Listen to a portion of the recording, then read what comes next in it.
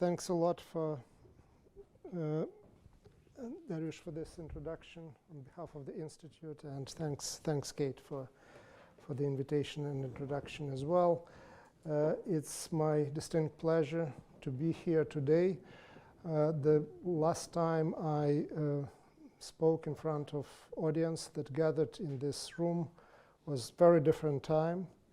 So I was really looking forward to coming back to the Institute and delivering this presentation. And the time was different in many ways, of course. That was pre-COVID, maybe one of the last major events, a conference on Ukraine that was organized here. But also it was before this really the new stage of the war that in the last day or two turned into all-out war, with the shelling of the residential areas, with the targeting of the non-military objects and targets. We are in a very, very grim situation today. As a historian, I grew up professionally thinking that history doesn't repeat itself, that history only rhymes. But I see that belief was wrong, or at least it is challenged by these events. History repeats maybe its most worst parts ever. It keeps repeating them, and that means that we as a society fail to learn the lessons of the past. So my today's presentation really was conceived. We were thinking about that and discussing it before the most recent invasion of Ukraine. So it was an attempt to look at the post-Soviet space 30 years after the fall of the Soviet Union. Of course, in December there was an anniversary. December was the month of the fall of the Soviet Union for a reason, because on December 1st, 1991, a referendum took part in Ukraine where 92% of Ukrainians, or those who took part in the referendum, and the vote was massive, voted for independence of their country. So Ukraine was central really for that story 30 years ago. And unfortunately, Ukraine remains to be central today. For numerous reasons, but one of them is that any project of rebuilding in any form the Greater Russia or the former Soviet Union, or creating sphere of influence, really depends on Ukraine, which happened to be the second largest republic in the Soviet Union, and now the second largest post-Soviet space in terms of its population and in terms of its economic potential. But I will start certainly in happier days of 1991, which was really a year of miracles. Really the year when the Cold War ended in more than one ways. So the Soviet Union gave permission, approval, didn't use it veto in the Security Council in the United Nations vis-a-vis the actions against Iraq. The Soviet Union miraculously ended its existence, not in the midst of a nuclear and global war, as many were afraid through the good part of the Cold War, but peacefully. And there were tensions and there were military conflicts, but there was no major war on the horizon, either between East and West, or no one expected a major conflict happening in post-Soviet space on the scale of the one that we have today. Well, the mood of the time was reflected certainly by the statements, articles, people like Francis Fukuyama, who was writing that the end of the Cold War and the Soviet collapse were really the end of history as such, I quote. That is the end point of mankind's ideological evolution and the universalization of Western liberal democracy as the final form of human government. But this belief in the end of history as we know it was not limited only to Fukuyama's writings and statements. It was a much broader phenomenon, including people like George Kennan, for example, one of the leading certainly figures when it comes to the intellectual history of the Cold War.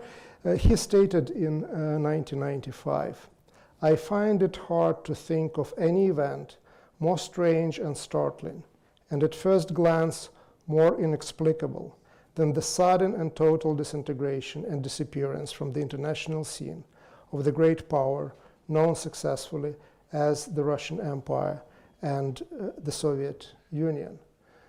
The surprise was, of course, by 1995 there was already the attempted coup in Moscow, there was the rise in authoritarian tendencies in Russia, there was war in Chechnya, but still compared to the fall of other empires, and again, at least in my interpretation, and Kennan alludes to that by talking about prehistory of the Soviet Union, about the Russian Empire. So that empire fell apart, it looked like, in 1991, and then in the early 1990s, without major calamities. Well, looking back now, we see that 1991 marked no end to history, and that's where the title of my presentation comes from, is either as ideological evolution of humankind or as the discipline that has documented the lengthy and painful disintegration of most of the world's empires.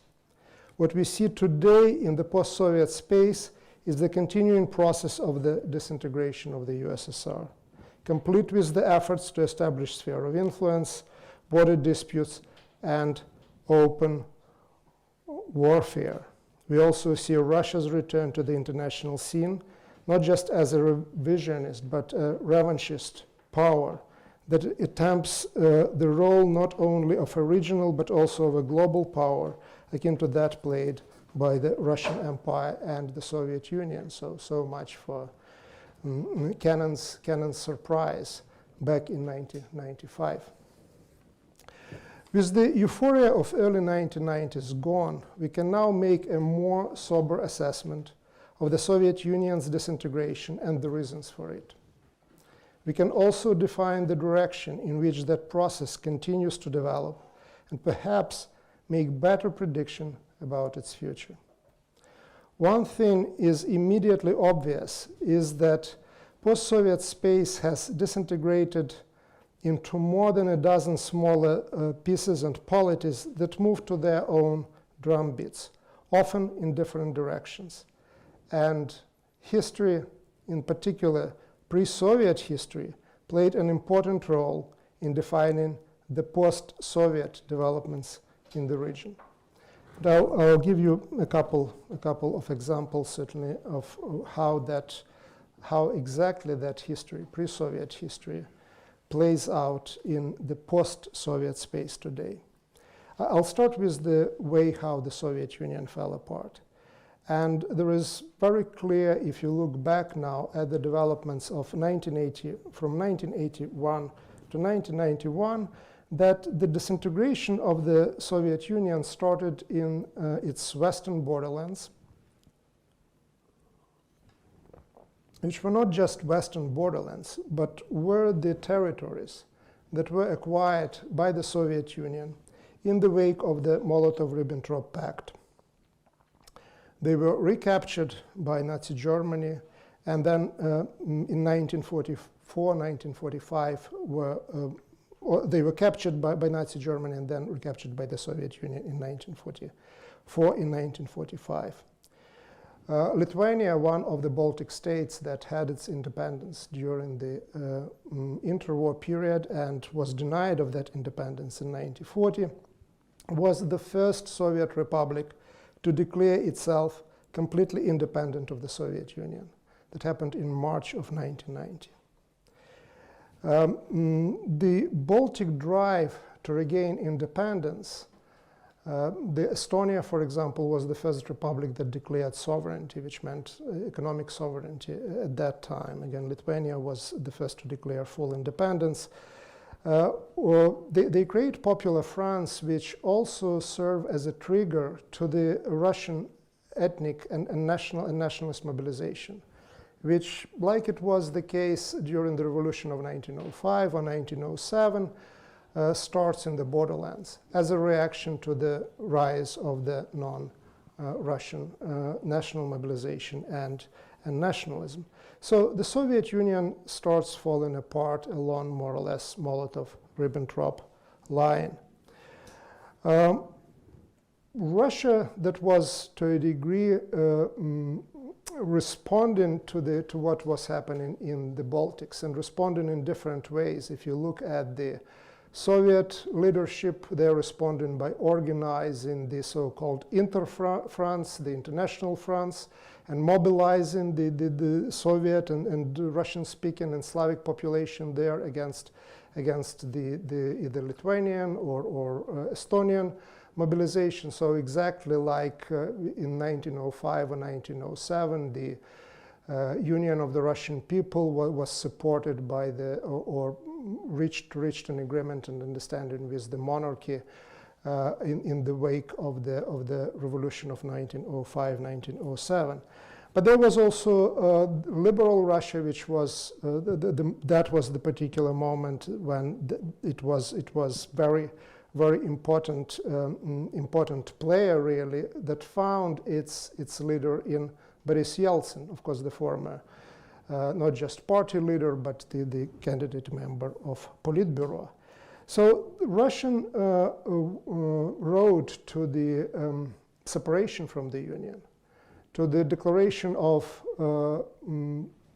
sovereignty, and Russia declared sovereignty actually a few weeks, months it seems to me, before Ukraine in 1990, was of a different nature from the kind of mobilization that was happening in the Baltic states. Again, if talking about the Baltic states, I'm making these links and connections and allusions to Molotov-Ribbentrop and what was happening during the interwar period. In Russian case, it's an interesting amalgam of things that come together to elect first Yeltsin as the Speaker of the Russian Parliament and then really spearhead that movement toward sovereignty, not independence. Again, sovereignty in the context of the time meant that the laws of a particular republic had priority over the laws of the Union. So the Republican Parliament could pass its laws that would either ignore or reverse the laws that would be introduced by the center. So what that meant in the Russian context, and who brought that change to the fore? It was the combination of the liberal forces. Again, Gaidar would be one representative of them, and Sobchak, the former boss or boss at that time of Vladimir Putin. But there was also the nationalists, again represented mostly by writers' union, like it was the case almost in every other republic. And the idea there was about in one way or another, about the Russia that would be separate from the Union, because the Union as an empire, in case of other empires of the 20th century, was too costly of an enterprise. For the writers that were more or less in the mode of Solzhenitsyn, the idea was that Russia really shouldn't be kept responsible for the communist crimes, because Russia was one of the victims itself. And of course, for liberal elite, especially later, the price of the empire, of the supporting economically, especially Central Asian republics, was too high. So they came from different directions, but they found this common vessel, common vehicle that was supposed to solve problems of this different groups. And when it comes to the nationalists, again, the dominant theme was the return to the pre-1917 mode of thinking and operation. And one of the key elements of that thinking was the concept of a big Russian nation, what Alexei Miller called a big Russian nation, which means a concept of a Russian nation that includes Great Russians or Russians, Little Russians or Ukrainians, and Belarusians or White Russians. So in that sense, rejecting the Soviet era recognition of those nations as separate nations endowed with their own territory, institutions, and so on and so forth. So this is something that really echoes, not just echoes, but is one of the central piece of the Putin's thinking at that time and his attempt of justification of war on Ukraine that is happening today. Speaking about Ukraine, which again is a central part of this presentation and is at the center of the events of '91 and events today, Ukrainian road to independence was somewhere in the middle between the Baltic states sort of a mobilization and what was happening in Russia as well. Because the first mobilization in Ukraine starts, the trigger is the Chernobyl nuclear disaster that produces this wave of anti-nuclear protest and so-called eco-nationalism, which serves as a common platform for all groups within the Ukrainian politicum. But beyond that, there would be quite significant differences. And the parts of Ukraine that were attached to the Soviet Union as part of Molotov-Ribbentrop Pact, the mobilization there would be happening more or less along the lines of Lithuania or Donbass and mobilizations and protests and so on and so forth. And the party elite, or at least big part of party elite, would embrace eventually the idea of Ukrainian independence. That percentage would be much higher than it would be in Russia, where only part of the party elite supported Yeltsin at that time. So once again, we see, if in Russian case, we see this mixture of new liberalism with the nostalgia for the Russian Empire. In Ukrainian case, we see this resentment of the Molotov-Ribbentrop Pact, and also the worker strikes and the desire of the party elite to move away from Moscow. The story that really was again started with Chernobyl, where they felt that they were treated unfairly, that they were kept responsible for dealing with the population. Moscow made them as scapegoats, not releasing any information and leaving them to deal almost on their own with the population.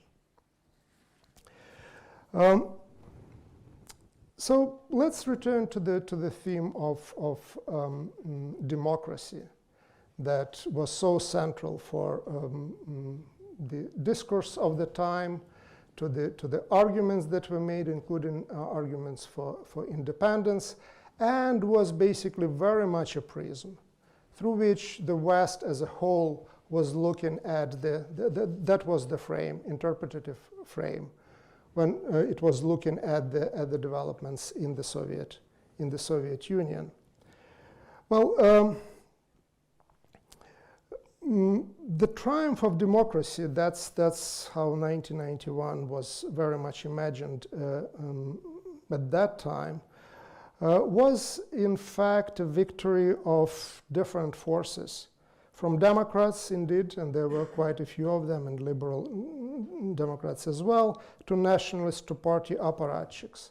And then when we look at different republics of the Soviet Union, the degree to which these people and these different ideas defined the trajectory of those republics would vary from one republic to another. And again, once again, history played an important role in this either democratic or not democratic development of each of the republics.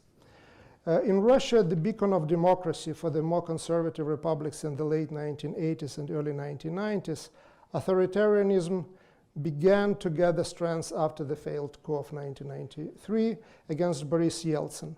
The Russian president ordered his military to crush the coup with tanks and rewrote the Russian constitution to strengthen the powers of his office.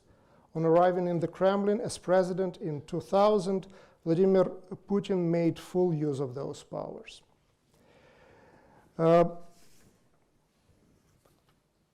Democracy was fully successful only in the Baltic states, where it turned out to be more durable and resistant to authoritarian pressures than even in the countries of the former East European Communist bloc, and most notably Hungary and Poland.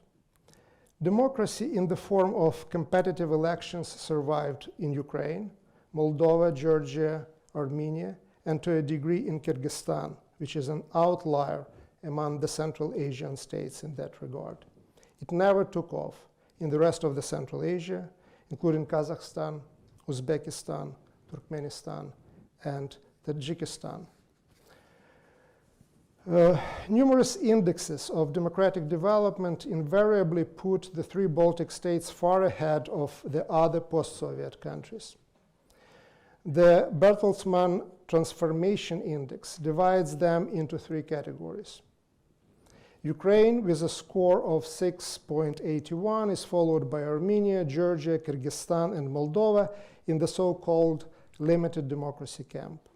Russia, scoring 5.3, leads, quote-unquote, the very limited democracy group. And this is just certainly a very interesting language that is being used. Very limited democracy group. Is it C minus or D plus? That's remained to be decided by those who read that language invented not to offend anybody. It is followed by Kazakhstan, Belarus, Azerbaijan, and Uzbekistan. At the bottom are Tajikistan and Turkmenistan with respective scores of 3.32 and 2.71. And there, the political correctness fails the authors of the Bertelsmann Transformation Index. They're called failed democracy camp. Contrary to expectations of 1991, democracy failed to encompass most of the former Soviet Union. But there is also another thing that is very often overlooked today, that is, if you look at the post-Soviet space from the perspective of 1991, even today, despite the rise of authoritarian regimes and authoritarian tendencies, there are more liberty in the region as a whole, with, of course, huge exceptions than there was back in maybe 1986, 87, 89, before the start of Gorbachev's reforms.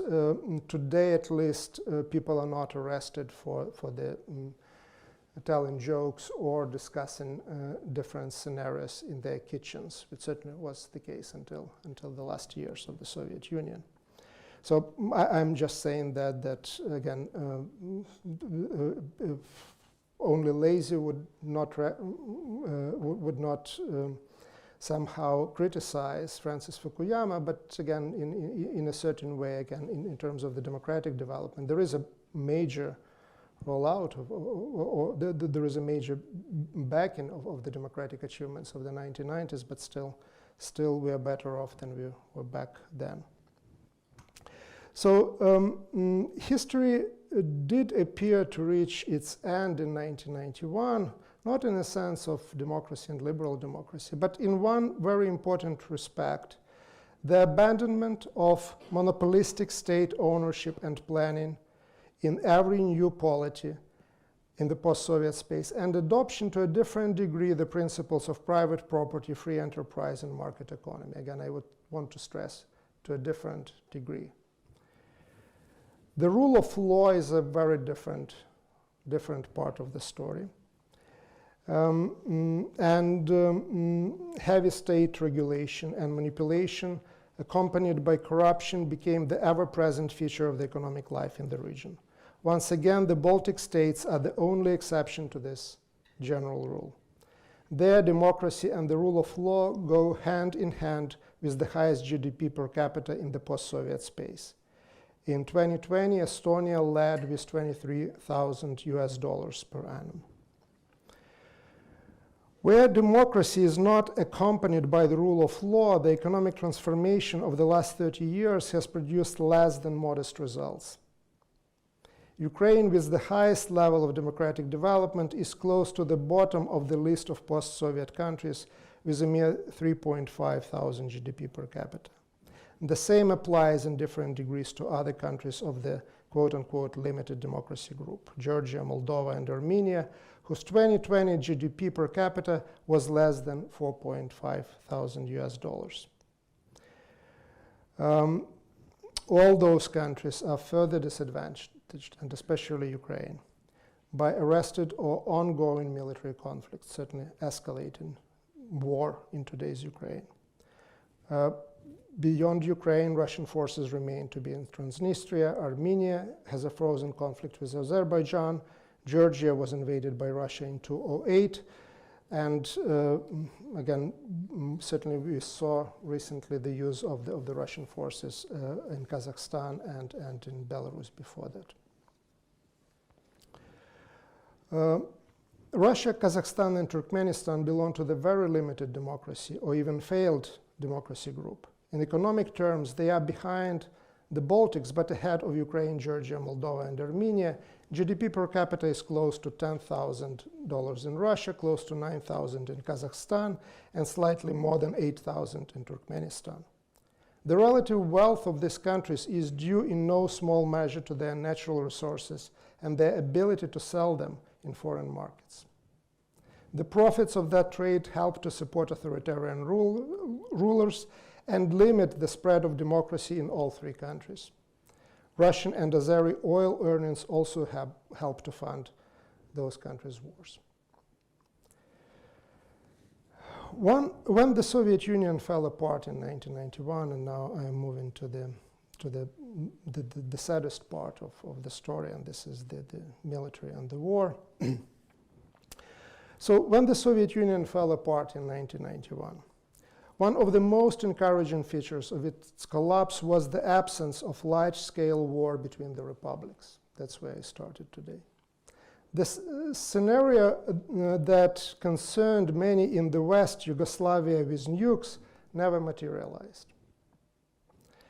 The presence of nuclear weapons on the Soviet territory should be credited not only with the peaceful end of the Cold War, but also with the relatively peaceful dissolution of the Soviet Union, where four republics, Russia, Ukraine, Belarus, and Kazakhstan, found themselves in possession, although not always in control, of nuclear weapons. The United States worked hand in hand with Russia to bring about nuclear disarmament, forcing Ukraine in particular, and other republics as well, to give up their nuclear weapons in exchange for security assurances. This turned out to be worthless once Russia invaded Ukraine in spring of 2014, and is probably even worth less today as I deliver this presentation. The 1990s marked the high point of Russo-American cooperation. The two countries reached agreement on a number of key issues, from further cuts to nuclear arsenals to the resolution of regional conflicts in Africa, the Middle East, and Afghanistan, where Moscow stopped supporting its clients. But there was one major exception. Russia and the United States never reached an understanding about the future of the post-Soviet space. Despite his decision in December 1991 to allow the dissolution of the Soviet Union, Yeltsin never envisioned the post-Soviet space as an area in which the former republics of the USSR would acquire a free hand in deciding their affairs. So this is not Putin's invention. The Commonwealth of Independent States, formed in December of 1991, was there, among other things, to ensure Russia's leading role in the region. There was never, as far as I know, maybe you can correct me, there was never a moment that anybody but the Russian president was the head also of the of the Commonwealth of Independent States. So Yeltsin's vision in 1991, his optimal plan, or plan A, was really creation of a confederation. He didn't want Gorbachev's Soviet Union, despite the fact that he started negotiations in Vyskuly in December of 1991 with Kravchuk and Shushkevich of Belarus, with putting on the table the project for the new proposal for the new renewed Soviet Union prepared by Gorbachev. His idea was confederation which would cost less Russia in terms of supporting the republics, but would maintain militarily, political, and economic control over the post-Soviet space. That was not the vision of Ukraine. So the compromise decision of Commonwealth was reached in 1991, but really Ukraine, one of the countries, one of the three countries that initiated the creation of Commonwealth, and with an eye on whose protests and interests and relations to Russia, the Commonwealth was created. So Ukraine never formally joined the Commonwealth of Independent States. Because in Kiev, they always looked at Commonwealth as the instrument for what they called a civilized divorce. And Paul Danieri, a year or 2 years ago, published a very good book on Russian-Ukrainian relations that had a subtitle From the Civilized Divorce to Uncivilized War.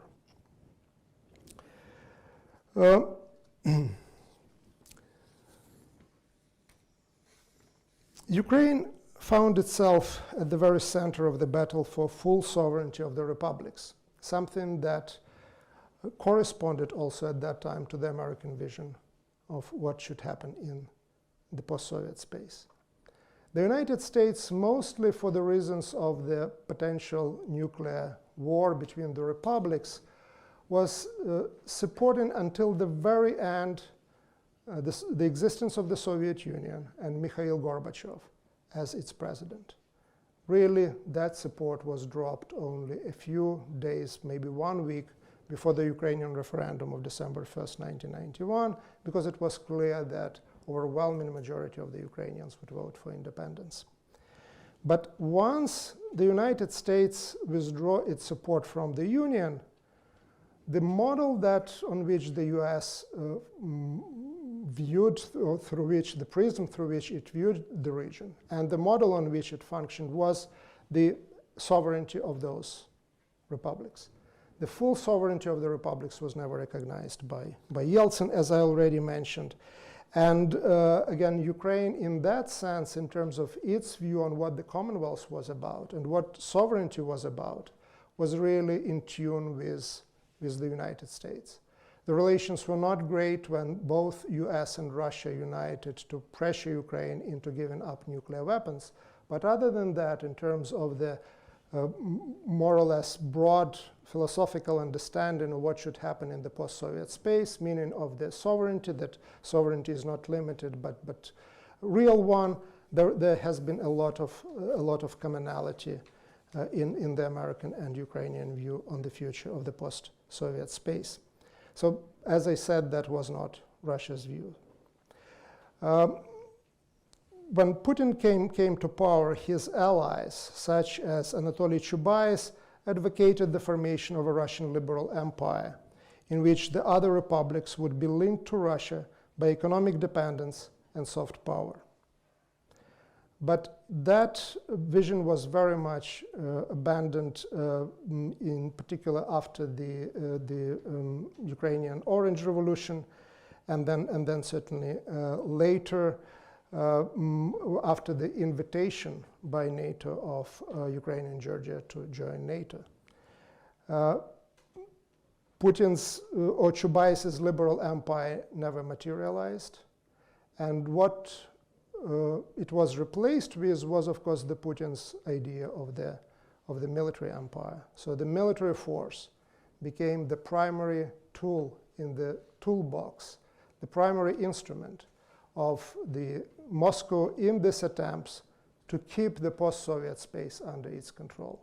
Again, the idea is not particularly new. The idea was there already in 1991, but in terms of the tools, in terms of the approaches, in terms of the ideology, the way how you treat ethnic and national minorities in other republic, there is a profound change between the 1990s and what we see today. In 2014,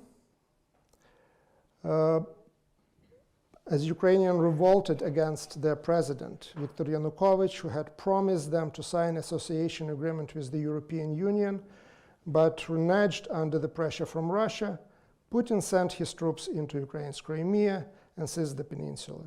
A few months later, he opened another front in his war on Ukraine, this time in eastern industrial region of Donbass. And what we are witnessing in the last week is the all-out war on Ukraine, which alleged refusal to honor the oral assurances that were given to Russia not to expand. Again, this is quite a bogus claim. Again, the issue of expansion, non-expansion NATO was discussed, but it never was, there was no agreement in that sense. There was nothing signed in that sense. And again, I would really recommend for those who are interested in more details and stages and how it was happening, look at the book by Mary Sorotti. The main title is not a single inch or whatever, the term that is being used there, and the book was released earlier this year. She has excellent, she was the first person who was working really with many of the American documents in that regard, and certainly had access both to the German and partially to the Russian archives as well. So the second level is really goes back and harks back not to the 1990s, like the argument about NATO, but really to this, to the historical context much deeper than that, and more specifically to the ideas that come out of the Russian imperial milieu of the beginning of the 20th century. Even deeper than that, maybe mid-19th century, the idea of the existence of the one big Russian nation and the denial of the right of Ukraine to have, in that sense, a nation of its own. Because when Putin is saying that Russians and Ukrainians are one and the same people, he doesn't mean that Russians are really Ukrainians. What he means, of course, is that the Ukrainians are Russians. One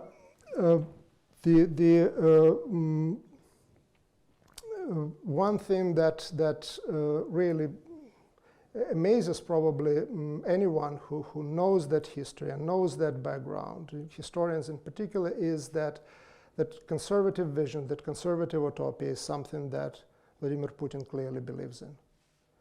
And it's also very clear how much power he has acquired today in today's Russia. Those videos of his meetings with his Security Council, the distance that he keeps from them, the way how they behave, the speech and the way how he delivered that speech leaves really no doubt that there is just one person in Russia who makes those decisions. And what that person thinks about the outside world is extremely important, and the prism that he uses is really the prism of 1914, which is quite scary, because 1914 is also the year of the start of World War I. In terms of the historical context and broader historical parallels of what is happening today in Ukraine,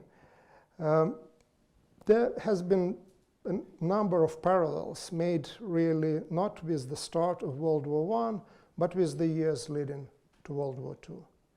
And some people, including in Russia, like Professor Zubov, would lose their jobs for comparing the Russian takeover and annexation of the Crimea to the Anschluss and then also drawing parallels between what is happening. Again, that's not Zubov, but that's another theme that is certainly present in the commentary of historians, drawing parallels between the partitioning of Czechoslovakia using the ethnic and national minorities and what has been happening in Ukraine before. But the closest parallels to the last stage of the war, this active warfare, is probably closest to the Germany's attack on Poland, and then Stalin joined in, certainly from the other side, from the eastern borders of Poland. The question is whether this historical roots of the developments that I just described, or the parallels that I was drawing, whether they are of any practical use, if this is, practical use if this is just more than exercise of purely historical nature. Well, I want to believe that history, despite the fact that it has this tendency to repeat the darkest moment, the darkest dates of the past, also has some application and can be used as a form of a guidance for the future. And if the parallels between the start of World War II and what is happening today in Ukraine in particular are correct, and I believe they are correct, one lesson that certainly we should learn is that the appeasement doesn't work. That was certainly the belief of many after the annexation of the Crimea, that it was just an exception. There were really concerted attempts on the part of Europe in particular to overlook what was happening in Donbass as well. But the appeasement only whets the appetite of the aggressor. And the sooner the aggressor is stopped, the higher are the chances that the history will not repeat the absolute worst of what it has in store. Thank you very much for your attention.